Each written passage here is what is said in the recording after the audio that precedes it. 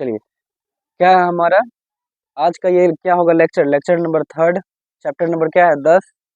और क्या है आपका अध्याय वृत्त और वृत्त से संबंधित प्रमेय, है ना। और ये हम लोग कौन सा प्रमेय पढ़ रहे हैं 10.2। क्या पढ़ रहे हैं 10.2 पढ़ रहे हैं हम लोग, है ना। हम लोग 10.1 को पहले प्रूफ कर चुके हैं, तो आज ये हमारा क्या होगा 10.1। आप लोग रिवाइज तो कर ही लिए होंगे, उसको रिवीजन कर लिए है। पीछे वाला जो बताए 10.1 उसको रिवीजन कर लिए है ना। रिवीजन कर लिए तो ठीक ठाक बात है, नहीं किए होंगे तो फिर बहुत गड़बड़ है ना। चलिए आज इसको हम लोग प्रूफ करते हैं। यहाँ देखिए सवाल आपका क्या बोल रहा है, बाह्य बिंदु से वृत्त पर खींची गई स्पर्श रेखाओं की लंबाई समान होती है। बाह्य बिंदु से, तो आप लोग को हम पहले ही दिन बताए थे, लेक्चर फर्स्ट के दिन ही बताए थे, बाह्य और अंतः किसको कहा जाता है, बताए थे, याद है। बाह्य और अंतः किसको कहा जाता है, वृत्त के अंदर अगर कोई चीज स्थित होगा तो उसको अंतः बोलेंगे, बोलेंगे ना। और अगर कोई बाहर में स्थित होगा तो उसको बाह्य बोलेंगे, बोले थे। उसका हम बहुत सारा नाम भी आप लोग को बताए थे ना। तो वृत्त के बाहर है कोई, क्या बोल रहा है बाह्य बिंदु। अगर गोल ना बने तो मजाक मत उड़ाइएगा, हाँ। तो ये हो गया वृत्त हमारा, क्या बोला, वृत्त के बाह्य बिंदु से कोई एगो बाहर में बिंदु होगा, क्या होगा, कोई एगो बाहर में बिंदु स्थित है, ठीक है ना। और वृत्त पर खींची गई स्पर्श रेखा, वृत्त पर खींची गई स्पर्श रेखा, यहाँ पर एगो ऑब्जेक्टिव आपका हल हो गया कि वृत्त के बाह्य बिंदु से वृत्त पर कितनी स्पर्श रेखा खींची जा सकती है। तो होगा वृत्त के बाह्य बिंदु से वृत्त पर 2 स्पर्श रेखा खींची जा सकती है ना। क्या हो जाएगा, यहाँ पर एक ऑब्जेक्टिव आपका हल हुआ कि अगर सवाल आ जाए कि वृत्त के बाह्य बिंदु से कितनी स्पर्श रेखा खींची जा सकती है, तो फिर क्या आंसर होगा 2, कि वृत्त के बाह्य बिंदु से वृत्त पर 2 स्पर्श रेखा खींची जा सकती है, ठीक है ना। तो चलिए इस पर हम लोग करते हैं, यहाँ पर इसके हिसाब से क्या क्या बोल रहा है वही वही करते हैं हम लोग। बोल रहा है खींची गई स्पर्श रेखाओं की लंबाई समान है। इस पर से स्पर्श रेखा हम खींच रहे हैं, ये एगो स्पर्श बिंदु यहाँ, एगो स्पर्श बिंदु यहाँ। इसका नाम रख दीजिए, आपका नाम जो भी मन करे रखने का वो रख सकते हैं, P Q R, और इस बिंदु का नाम हम M रख देते हैं, हो जाएगा ना। अब देखिए इसमें जो जो दिया हुआ है उसको लेके हल करना। अब समझिए फोटो को सही से आप लोग, एकदम ये सवाल में जो बोला है हम उसी को यहाँ पर फोटो में बनाए हैं, है ना। सवाल बोल रहा है बाह्य बिंदु से, बाहर में एक बिंदु है यहाँ पर, बाह्य बिंदु से वृत्त पर खींची गई स्पर्श रेखाओं, वृत्त पर खींची गई स्पर्श रेखाओं की लंबाई समान होती है या बराबर होती है, यह हमको साबित करना है। क्या करना है, ये हमको साबित करना है, ठीक है ना। तो चलिए अब हम लोग जो दिया हुआ पहले हम उसको लिख लेते हैं, है ना। इसका हल में चलेंगे हम लोग, हल में चल रहे हैं, लिखेंगे दिया हुआ है कि नहीं, मानेंगे क्या कि वृत्त ये बना के नहीं है दिया था, माना कि एक वृत्त है, वृत्त है, P क्या है, कोई बाह्य बिंदु है, वृत्त है जिसमें जिसमें P एक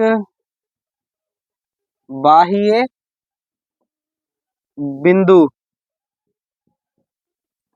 और P Q और P R, P Q और P R एक क्या है, स्पर्श रेखा है। सॉरी एक को काट दीजिए, P R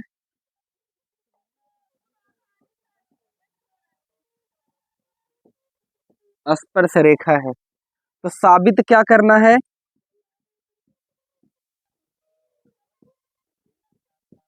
साबित करना है कि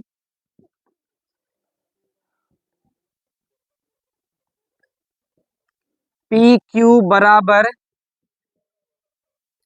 पी आर, पी क्यू बराबर पी आर। चलिए देखिए इसमें जो हम जितना भी बात लिखे हैं ये मेरा कहीं बाहर से नहीं आया है, जो यहाँ पर है वही यहाँ पर है आपका, है ना। और कहीं दोबारा हम कहीं और जगह से इसको नहीं लेकर आए हैं।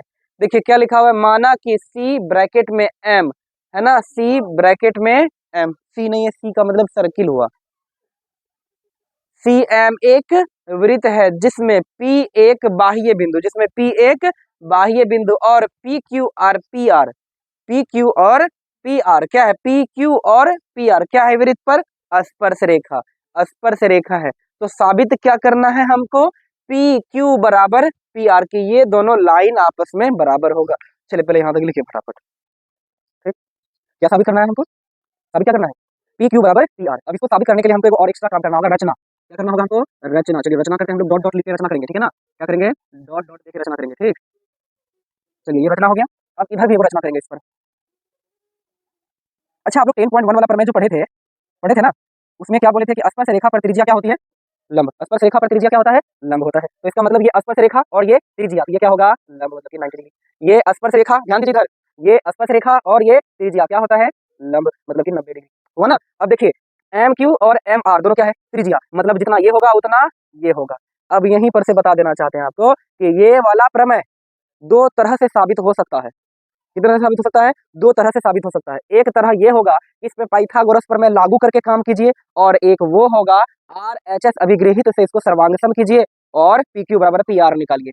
एक होगा सर्वांगसम का नियम पे काम करेगा और एक पाइथागोरस प्रमेय पे काम करेगा। तो कितना मेथड हुआ, दो मेथड। क्या गुलफा हंस रही है तो, फर्स्ट मेथड होगा क्या, पाइथागोरस प्रमेय लागू करके, और सेकेंड मेथड क्या होगा, सेकेंड मेथड क्या होगा जी बोलिए ना, अभी बताए तुरंत हम, सर्वांगसम का नियम लागू करके। क्या होगा, सर्वांग सम का नियम लागू करके, सर्वांग सम का नियम लागू करके होगा। तो ये दो मेथड से बन सकता है आप लोगों का। अगर आप अभी हम इसको आपको पाइथागोरस प्रमेय लागू करके बता देते हैं, आप घर में सर्वांग सम का नियम को लागू करके घर से बनाकर आइएगा, ठीक है ना।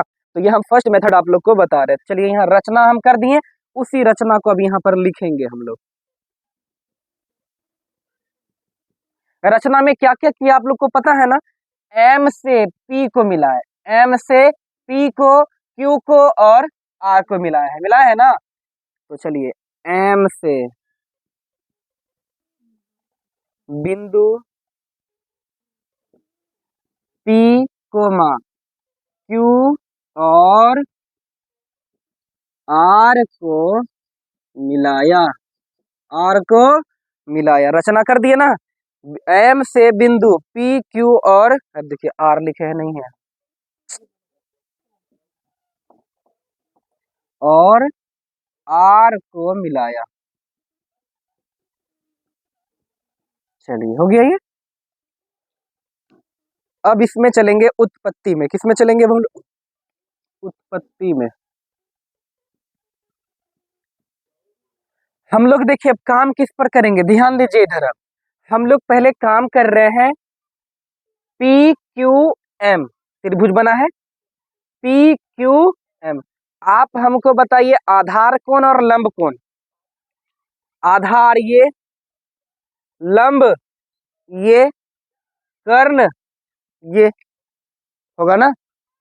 आधार कोण ये वाला आप लोग को बताए थे ना कि थीटा 90 डिग्री के बगल वाला जो रहेगा यहाँ पर, ये वाला यहाँ पर, ये क्या हमारा पी क्यू है आधार, क्यू एम है हमारा लंब, और पी एम है हमारा क्या, कर्ण है, ठीक है। चलिए हम लोग काम कर रहे हैं उत्पत्ति में, समकोण त्रिभुज, समकोण त्रिभुज पी क्यू एम में, पी क्यू एम में, है ना। कैसे पाइथागोरस प्रमेय लागू करेंगे हम लोग, कर्ण का स्क्वायर हो जाएगा हमारा, क्या हो जाएगा, कर्ण का स्क्वायर हो जाएगा, पी एम।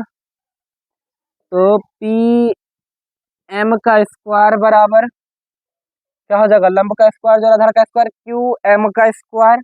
उसके बाद बोलिए क्यू एम का स्क्वायर जोड़ पी क्यू, पी क्यू का स्क्वायर कहाँ से आया, पाइथागोरस प्रमेय से। कहाँ से आया, पाइथागोरस प्रमेय से। कहाँ से आ गया ये, पाइथागोरस प्रमेय से आ गया। अब चलिए हमको बराबर क्या करना है, पी क्यू, क्या करना है, पी क्यू। इधर पी क्यू है ना हमारा, इसको अकेला कर देते हैं हम, क्या कर देते हैं, अकेला कर देते हैं। देखिए कैसे होगा, पी एम का स्क्वायर, क्यू एम को इधर लेकर आ जाइए, क्या कीजिए, क्यू एम को इधर लेकर आ जाइए स्क्वायर माइनस में, और जब स्क्वायर इधर का हटाइएगा, ये पी क्यू का स्क्वायर हम हटा दिए तो इस पर क्या चढ़ेगा, जल्दी बोलिए, रूट बराबर पी क्यू। ये क्या हो गया, समीकरण फर्स्ट, क्या हो गया, समीकरण ये फर्स्ट। चलिए उतरिए यहाँ, तो हम त्रिभुज किस में काम कर लिए, पी क्यू एम में, पी क्यू एम में हम काम कर लिए। अब हमको काम करना है पी एम आर में, किस में काम करना है बोलिए, पी एम आर में। तो यहाँ पर काम करेंगे समकोण त्रिभुज, समकोण त्रिभुज पी एम आर, आप लोग भी बोलिए साथ साथ, पी एम आर में, है ना, पी एम आर में। तो क्या होगा, पाइथागोरस प्रमेय के अनुसार कर्ण का स्क्वायर पहले, तो इसमें कर्ण कौन है जल्दी बता दे, पी एम कौन है, कर्ण पी एम, ये क्या है हमारा, ये आधार है हमारा, यहाँ पर 90 डिग्री, तो ये क्या हो जाएगा, कर्ण। चलिए, तो हो गया पी आर का स्क्वायर, यही ना जी, अरे ई ना होगा, पी एम ना होगा, आप लोग भी अजीबे बात करने लगते हैं। पी एम का स्क्वायर बराबर पी आर का स्क्वायर जोड़ आर एम या एम आर का स्क्वायर होगा ना, एम आर का स्क्वायर कहाँ से आया, ये पाइथागोरस,